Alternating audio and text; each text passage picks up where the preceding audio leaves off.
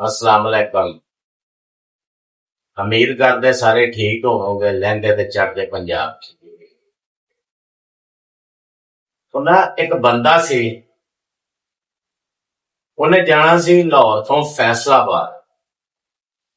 उन्हें एक काटन लिया खाली खाली एक पेटी लई ते कोल रख ते टैक्सी वाले नूं हत्थ दिता ते ओनू पुछदा भी फैसलाबाद जाना।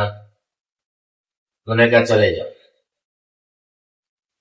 टैक्सी वाले नाल उहदा किराया मुक मका हो गया ते टैक्सी वाले ने बालिया विच, उन्हें विच पेटी रखी नाल ते बह गया।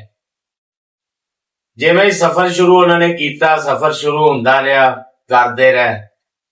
जिवें ही फैसलाबाद दे विच वड़िया ना ते उन्हें अपने मोबाइल तो फोन करना शुरू कर। फोन ये कीता कि मैं ना जो भी अपना जेवर से वो वेच के उन्हें जेड़े पैसे ने वो महफूज ने मेरे को पेटी या पेटी दे विच ने। जदों ने वो ये फोन कीता ना ते इन्ना फोन सुन के टैक्सी वाले दे दिमाग खराब हो गया, बेईमान हो गया ज़हन। ज़हन जदों बेईमान हो गया ना तो हुण वो टैक्सी वाला कहंदा भी ये मर क्यों ना जावे, ये इत्थे ही मर जावे, ये गायब ही हो जावे, मैं पेटी वाले पैसे ले जा।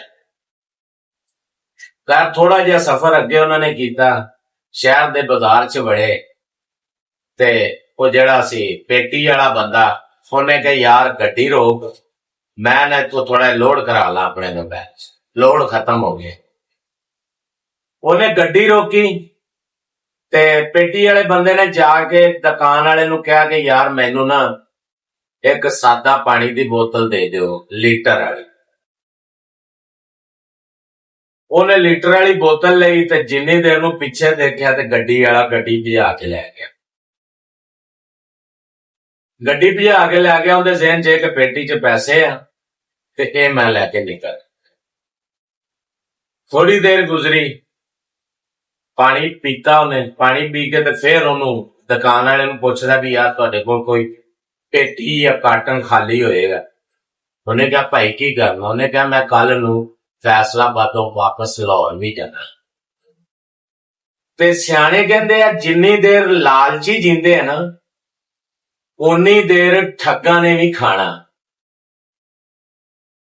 ठग्गां ने खाना।